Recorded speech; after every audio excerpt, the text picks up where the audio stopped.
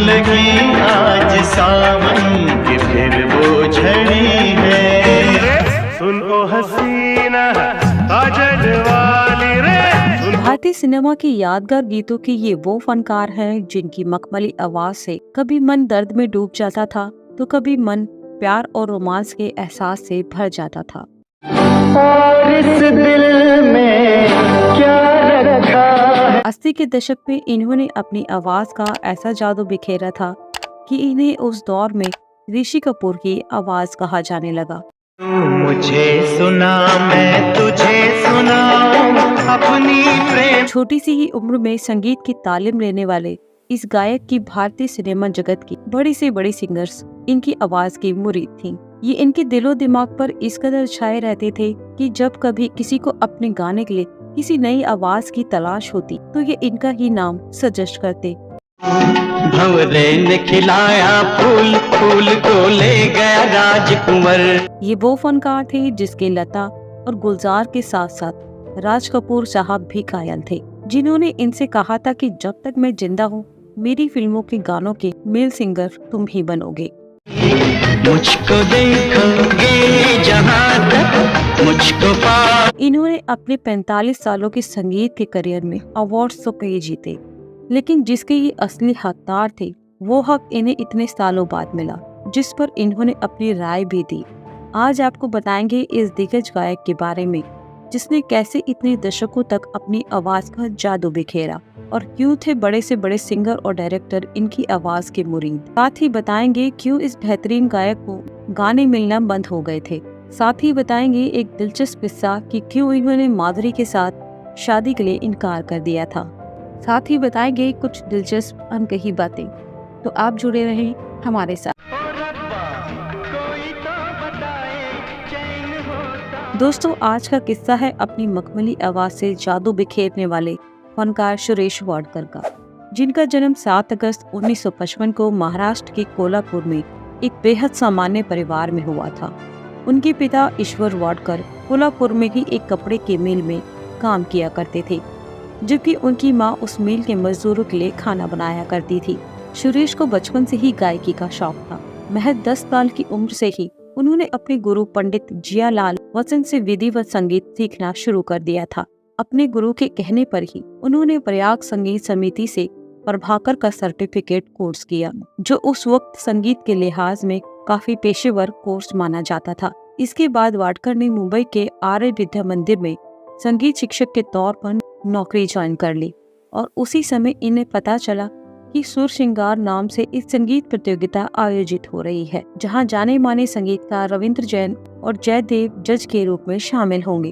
उस प्रतियोगिता में ये ऐलान किया गया था कि जो भी इस प्रतियोगिता को जीतता है तो उसे फिल्मों में गाना गाने का मौका दिया जाएगा। तब होना क्या था, सुरेश वाडकर को लगा कि ये अच्छा मौका है अपने सपनों को पूरा करने का, और वो जादम के उस प्रतियोगिता में और पूरे दिलो जान से ऐसी परफॉर्मेंस दे डाली कि दोनों ही जज उनकी गायकी से बहुत प्रभावित हुए।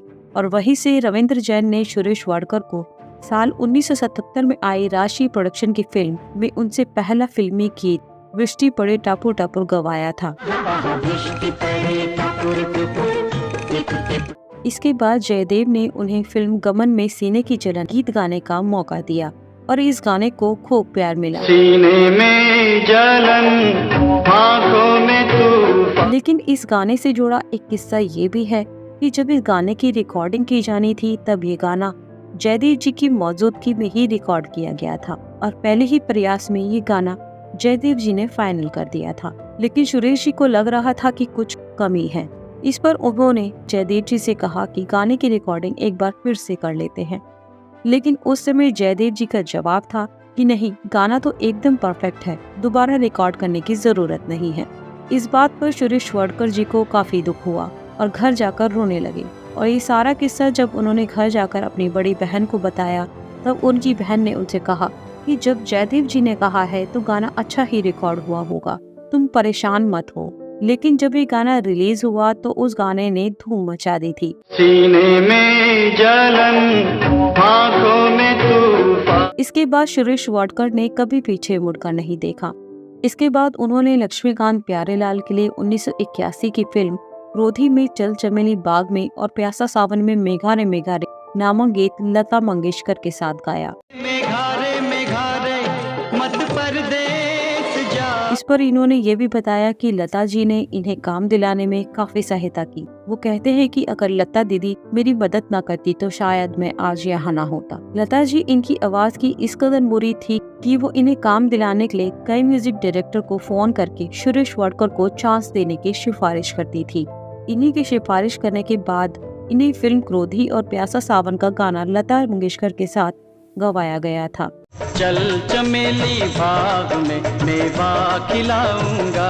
इसके बाद लक्ष्मीकांत प्यारेलाल इनकी आवाज के इतने मुरीद हो चुके थे कि एक बार जब राज कपूर साहब को अपनी फिल्म प्रेम रोग के लिए एक सिंगर की तलाश कर रहे थे, तब लक्ष्मीकांत प्यारेलाल ने राज कपूर साहब को सुरेश वाडकर का ही नाम दिया और कहा कि तुम सुरेश से एक बार ये गाना गवा कर देखो। और जब वाडकर ने मेरी किस्मत में तू नहीं शायद ये गीत गाया तो राज कपूर साहब इनकी गायकी के इस कदर कायल हुए कि उन्होंने इस फिल्म के चारों गाने इनसे ही गवा डाले।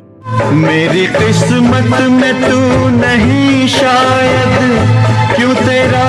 उस समय सुरेश वाडकर की आवाज ऋषि कपूर के साथ इतनी जमी कि उन्हें ऋषि कपूर की फिल्मों के गीतों के लिए चुना जाने लगा। पतझड़ सावन बसंत बहार। और तभी राज कपूर साहब ने उनसे वादा किया कि जब तक मैं जिंदा हूँ मेरी फिल्मों के मेल सिंगर तुम ही बनोगे और फीमेल सिंगर लता जी ही बनेंगी। और ये वादा राज कपूर साहब ने निभाया भी और यहाँ से आर के बैनर से उनका जुड़ाव होता चला गया और वो राज कपूर साहब के सबसे चहेते सिंगर बन गए। इसके बाद इन्होंने 1983 में आई फिल्म सदमा का वो गीत जो गुलजार साहब ने लिखा था, उस गीत को सुरेश वाडकर ने अपनी मखमली आवाज में ऐसा गाया कि लोगों के जहन में वो गीत आज भी ताज़ा है। ऐ जिंदगी गले लगा ले। इसके बाद इन्होंने 1989 में आई फिल्म परिंदा का गीत गाया तुमसे मिलके। वाडकर ने इस गीत की प्रस्तुति ऐसी की थी कि ये गीत हिंदी सिनेमा का एक मशहूर प्रेम गीत साबित हुआ।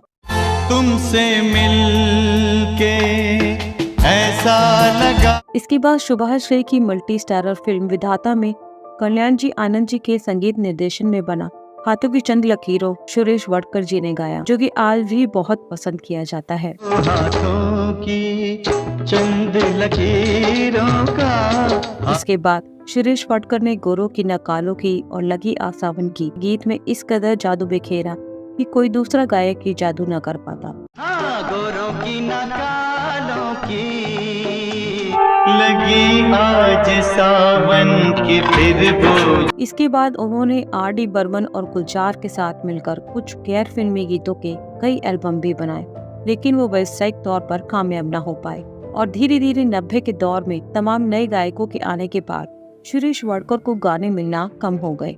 उदित नारायण, सोनू निगम जैसे गायकों की भीड़ में सुरेश वाडकर कहीं गुम से होते चले गए।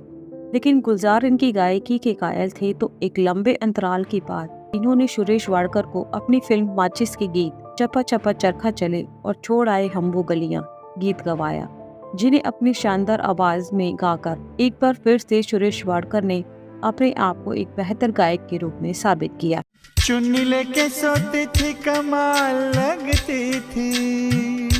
इसके बाद सुरेश ने फिल्म सत्या ओमकारा में कुछ बेहद अनूठे गीत गाए। सपने में मिलती है ओ कुड़ी मेरी, सपने में मिलती है। सुरेश ने हिंदी और मराठी के अलावा कुछ गीत भोजपुरी और कोंकणी भाषा में भी गाए। उन्होंने साल 1998 में शिव गुणगान, 2014 में मन संग्रह, 2016 में तुलसी के राम नामक भक्ति एल्बम भी बनाए। उन्होंने अलग अलग भाषाओं में कई भक्ति गीत बनाए। क्रतुंड महाकाय। लेकिन इतनी सुपरहिट गाने देने वाले इस गीतकार ने माधुरी दीक्षित से शादी करने का प्रस्ताव ठुकरा लिया था। चलिए उसके बारे में भी आपको बता देते हैं। दरअसल हुआ ये था कि जब सुरेश वाडकर अपने करियर के पीक पर थे, तब उनकी मराठी परिवार में अच्छी धाक थी। उन दिनों माधुरी का म्यूजिक और डांस में इंटरेस्ट देखकर उनकी एक फैमिली फ्रेंड ने सजेस्ट किया कि सुरेश वाडकर के लिए लड़की देखी जा रही है और माधुरी उनके लिए परफेक्ट रहेंगी। माधुरी के परिवार वालों को ये रिश्ता अच्छा लगा। जब रिश्ते की बात करने माधुरी के घर वाले इनके परिवार के पास पहुंचे, तो सुरेश ने एक बार माधुरी से मिलने की इच्छा जताई। माधुरी को देखने के बाद वाडकर परिवार ने यह कहकर रिजेक्ट कर दिया था कि लड़की बहुत दुबली पतली है और माधुरी से रिश्ता बनते बनते रह गया। और अब बात करें इनके निजी जीवन की, तो माधुरी से तो इनका रिश्ता नहीं हो पाया, लेकिन उन्होंने केरल की रहने वाली पद्मा से शादी रचाई, जो खुद भी पेशे से एक सिंगर हैं। सुरेश और पद्मा की 2 बेटियां हैं, जो कि दोनों ही सिंगर हैं। संगीत की दुनिया में सुरेश को वैसे तो कई बार पुरस्कार मिल चुके हैं, लेकिन ये जिसके हकदार थे वो इन्हें काफ़ी अरसे बाद मिला। कुछ समय पहले 20 जनवरी 2020 को इन्हें भारत सरकार द्वारा पद्मश्री से सम्मानित किया गया, जिस पर उन्होंने कहा था कि ये उन्हें काफ़ी समय पहले ही मिल जाना चाहिए था। हालांकि इस बात को लेकर उन्होंने कोई नाराज़गी जाहिर नहीं की, लेकिन उनके फैंस का कहना था कि जो पद्मश्री उन्हें 2020 में मिला वो उन्हें 20 साल पहले ही मिल जाना चाहिए था। तो दोस्तों, ये था सुरेश वाडकर जी का संगीत की दुनिया का सफ़र। उन्होंने जो भी गाया बेहतरीन गाया और संगीत की दुनिया में अपनी एक अलग छाप छोड़ी। तो लेते हैं आपसे विदा। आज की पेशकश पसंद आई हो तो चैनल को सब्सक्राइब कर लीजिएगा और अपनी राय, अपना सुझाव हमारे साथ जरूर साझा कीजिएगा। मिलते हैं आपसे हमारी अगली पेशकश में, तब तक लिए टेक केयर। मैंने किया है रात दिन बस